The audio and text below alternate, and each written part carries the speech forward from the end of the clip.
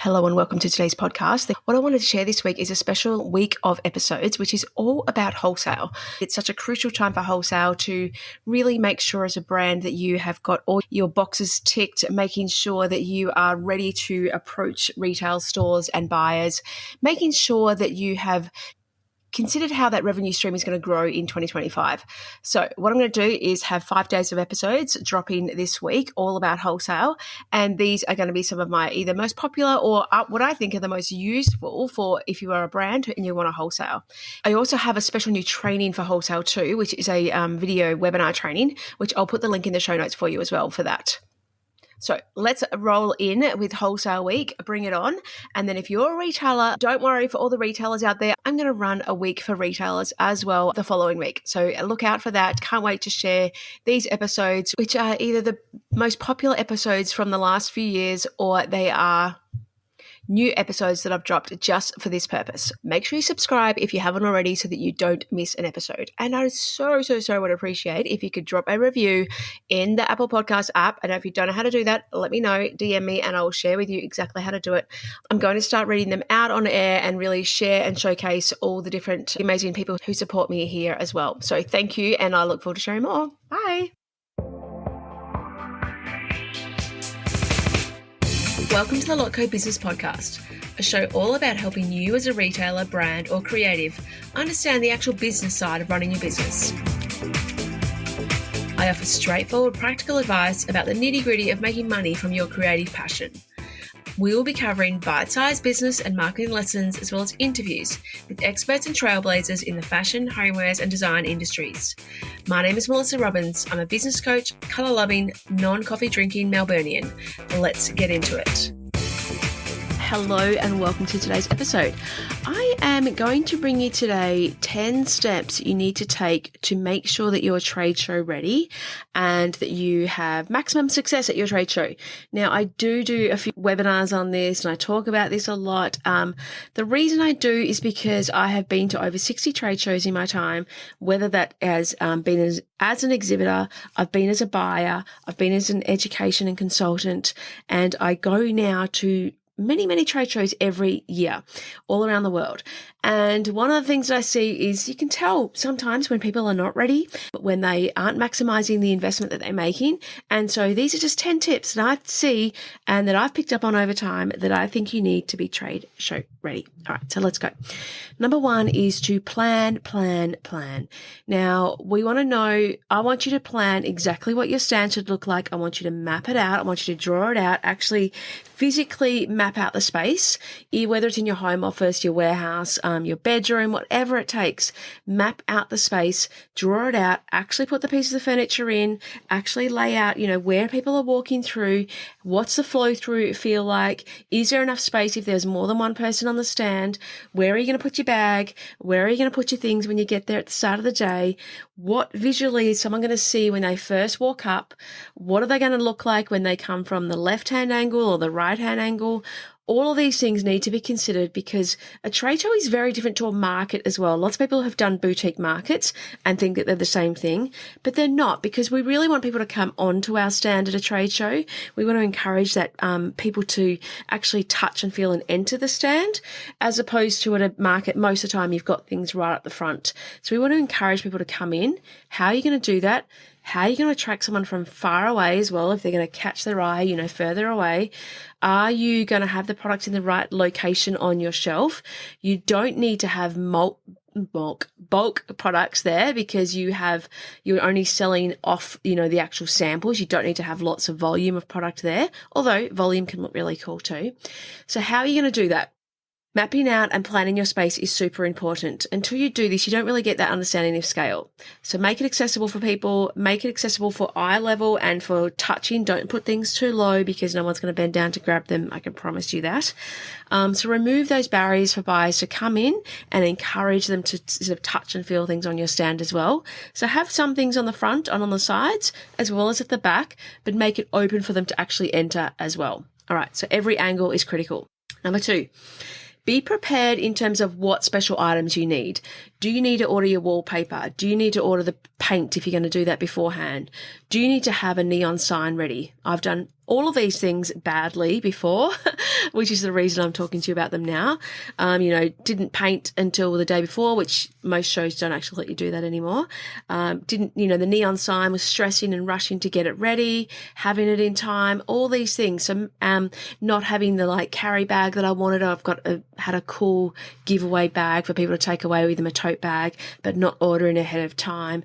Do you need special furniture, shelving, whatever it is? So making sure that you're prepared and have things ready prior, so that you're on the, days before the show, you're just waiting for it to actually start. You've got everything ready, you're packed, you're organized, and you can't wait to get there. All right, number 3, product. Again, done this before where haven't had my product ready. And so it's been stressful the day of the show or the days before or an hour before, not having all the samples ready available from China, which was a complete nightmare, but they ended up turning up. But we didn't have them ironed, didn't have them pressed, all that sort of stuff. So make sure you have your product ready, not just that it looks good, but it's got the pricing on it. It's got the right swing tag on it if necessary. Make sure you have pricing on everything. It doesn't have to be big and bulky. It doesn't have to be hit you in the face, but having a price on the product is really important. And if you're going to I suggest having both prices, wholesale and retail, because then the buyer knows what the margin is in there as well. And they can see immediately without having to think, is this retail price right for my customer? Is this price point right? Having both allows you to see that. Having just one, if you do just have one, if you only want to have one price, you should have wholesale because that's what people are buying there. They're having wholesale. But make sure it's specified this is, WS, wholesale price. Does it include tax or not? Depends if you, do that in where you are. So making sure your samples are ready, they look good, they have the right information on them, they've got the right SKU or color code if that's needed. Don't make it hard for buyers. Don't make people have to ask because they won't. And you might not always be available to talk to people because you're talking to someone else, you're with another buyer, maybe you've gone off to the bathroom. So having prices on everything, having it available without anyone having to ask is really important. All right. Number 4 is the stand. What does your stand and your display look like? So have you really considered that VM? It's such an important part to get attention because you want to get people to your stand in the first place. So how are you attracting people from further away? What's standing out? How obvious is your brand name? If people want to come and visit you, but they can't find you, how obvious do you make it? What can you do to stand out? It doesn't have to always be your branded colors. Maybe you're going to have a different wallpaper than what you normally would because it really makes it pop. What flowers you're going to have, what display, visuals you're going to have, how having layers can be great to really stack up and using those rules of VM, rules of odd numbers, threes or triangles or height.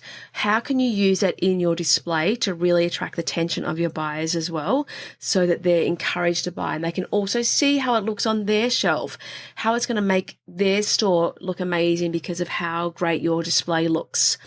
Consider your packaging, consider how it's going to sit in their store, even showcase multiple ways that it can be displayed. Is that part of what your product is that it can be shown like that? Don't leave it to the last minute, ideally. Have a plan, and this comes back to number 1 and prepping your space. So understanding what you need to get beforehand and giving yourself enough time. So often trade shows will have a 2 to 3 day bump in. So maybe setting up on that first day, and so the second day gives you that chance to get extra flowers if needed or, new mat rug if needed and stuff like that. So having that display in VM, thought out, considered, and attracting attention and visually looking amazing so people are like, I need this in my shop. I need it to sit like that on the shelf and I want it to pop. Number 5 is invitations. So inviting people to come to your stand, letting people know that you're going to be there. Do you, prior to the show, send out invitations to new buyers, targeting new buyers, letting them know that they can make an appointment or you're going to be at this particular stand, at this particular show in this, time frame? Are you upstairs? Are you downstairs? Do you have it on your signature, on your email? Do you do behind the scenes posts on your Instagram, your social beforehand, telling people that you're going to be there? So prepping people that you're going to be there. Do you want to send a little press kit, a little gift box to special buyers before the show to say, hey, this is what we're going to be at. Love you to come and see us here. I know that you attend these shows, if you know that information, and get them to come and encourage people to come to you. Certain trade shows, certain countries and regions are different, but I know from experience in Australia, a lot of buyers will walk the whole show. They'll go around the whole show. In the US, often they'll go to particular buyers, particular stands, and they won't look at the whole show. So unless you've invited them or they've got an invitation to come and see you, they might not even know that you're there. So how can you encourage that? Or what sort of press or things can you do prior to get people to know about you before the show? Don't just rely on the show's traffic to get people to you. So invite people beforehand, target particular stores, gives that brand awareness for you as well. So people are like, oh yeah, I've seen I got a postcard from them, or, I've seen an email from these guys, or I've seen something on Instagram about this brand. I can't wait to go and see it. All those things can help. Hello, lovely. If you're looking for a way to grow your product business without relying on Facebook ads or posting daily on social media, then I invite you to register for my free masterclass. This is happening very, very soon, and inside of this masterclass, I'm sharing the strategy behind building a profitable product-based business so you can attract consistent customers and scale to 6 figures and beyond. I also emphasize how to create a sustainable long-term business, which is such an important factor for me. I'm so excited to be teaching this masterclass soon, so make sure you go and register for your free spot by heading to the link in the show notes below. All right. Number 6 is marketing material.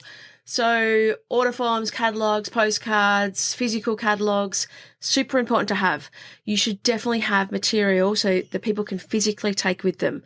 Personally, I love a little tote bag. I love a little gift giveaway.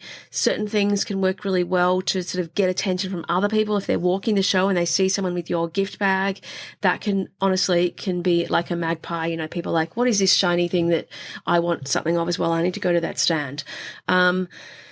Buyers like to, not everyone does, but lots of buyers like to take something with them, and then they look at that night in their hotel room and look at all the different things that they've picked up and think, yeah, that could be really great.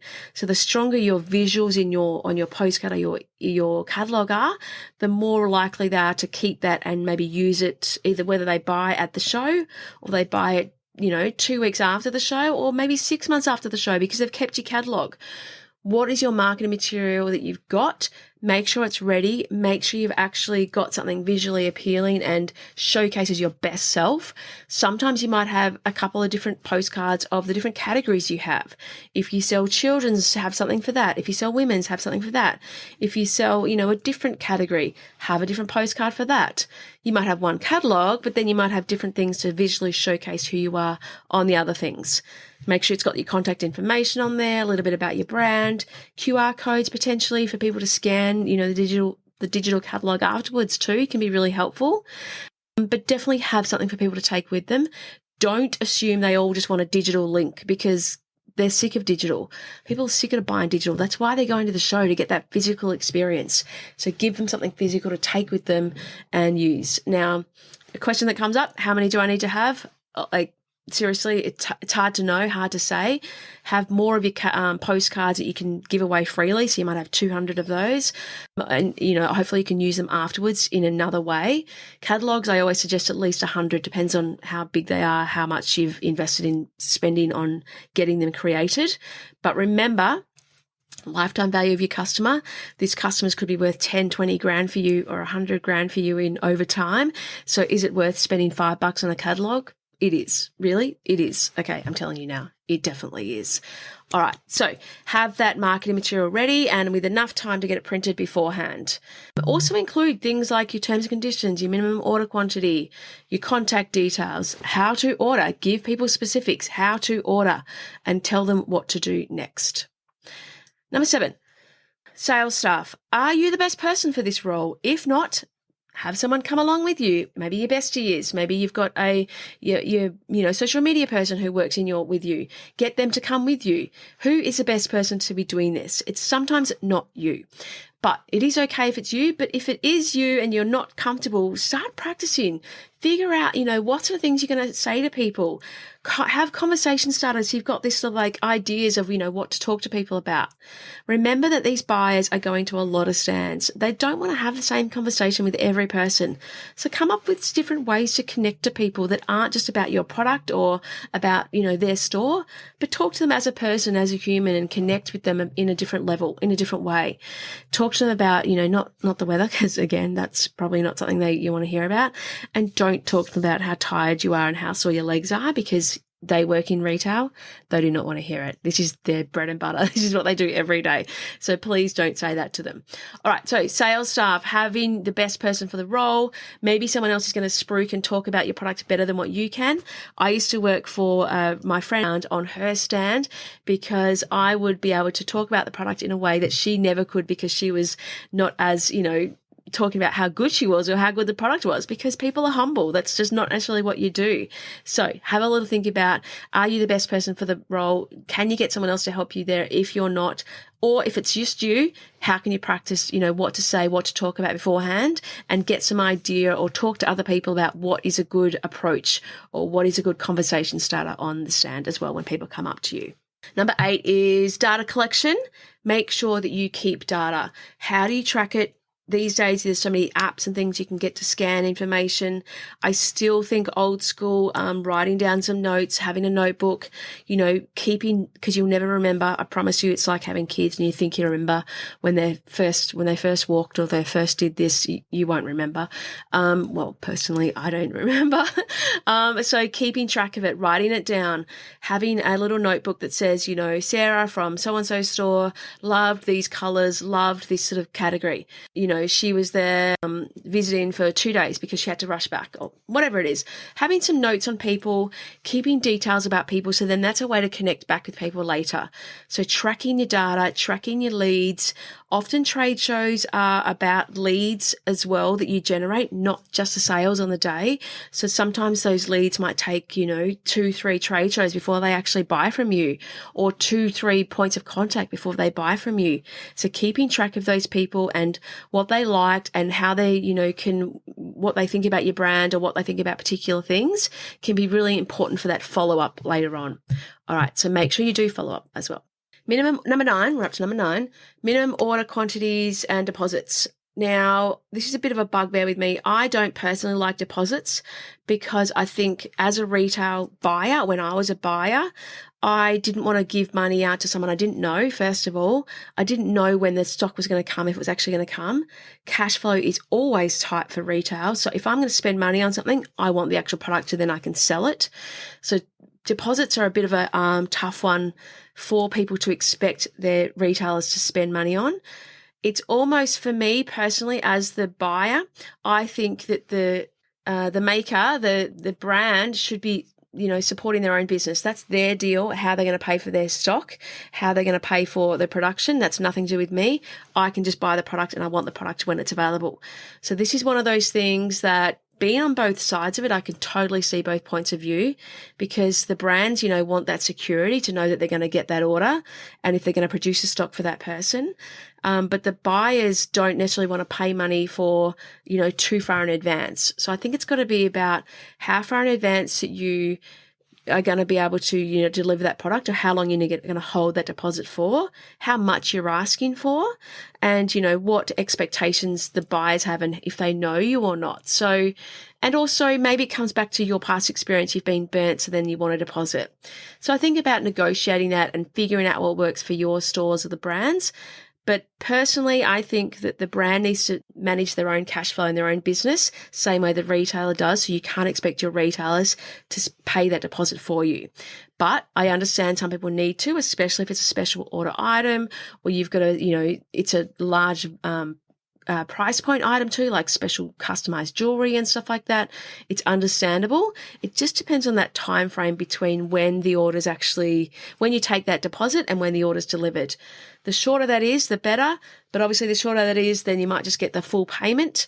If you want full payment, I think you need to deliver within 2 to 3 weeks max.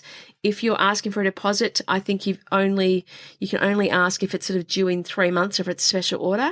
If it's an indent order, I really believe that you can't ask for a deposit, but I know some people want to. That's just my point of view. So have a little think about that. Definitely have a minimum order. Don't go in and go, well, it doesn't matter. You can just buy, small quantities or pick and choose. Buyers want to know what they need to order, and it doesn't hurt to have an order because it sort of shows that you're strong and you're, got convictions about how much you're worth as well to have that minimum order. It doesn't have to be high, and it can be flexible. Some start off at $150, $200 if you've got something like, a small price point item, and then you can get into the store and they hopefully get reorders anyway. Other people are like, I think $300 is a totally normal minimum order deposit, and it's not a big amount.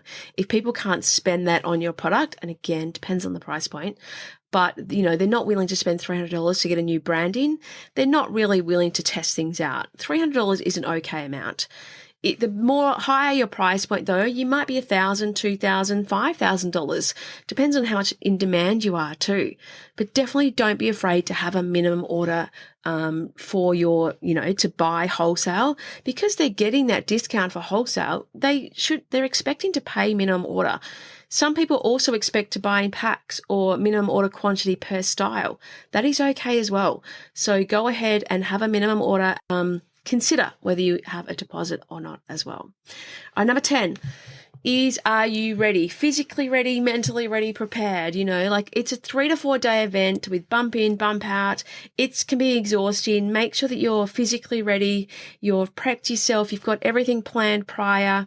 You've got staff to help you if you needed. You've got snacks to take along with you if you can't get to the show. You've got the right shoes to wear. You carry your water with you.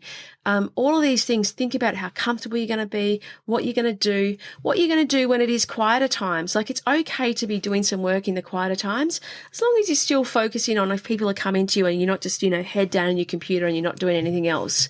It's also an opportunity to meet with other people and engage and network and connect and stuff like that too. So how can you do that too? Maybe even planning to have, a friend or a partner come along or a staff member to come along so that you can go to some education sessions, or so that you can go and have, a checkout at all the other stands that are at the show and interact with people.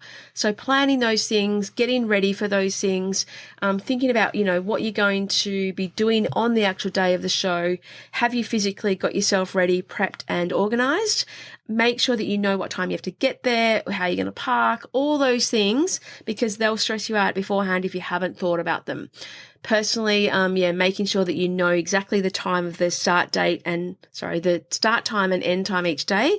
Sometimes the shows have VIP, people can come in early and they haven't actually told you about it, or it's not advertised, but it actually is something that you need to be there as an exhibitor. So have a little think about that. All right, 10 things to get your a trade show ready. Let's just go through briefly again what they are. So we've got number 1, plan, get ready. Number 2 is be prepared. Number 3 is have your product ready. Number 4 is make sure your stand and VM and the display is looking schmick and looking fancy and going to grab attention. Number 5 is to send out some invitations prior, whether physical or email as well. Number 6 is to make sure you have good marketing material, physical, something for people to take. Number 7, sales staff. Who is it? Are you the right person? Who else can help you?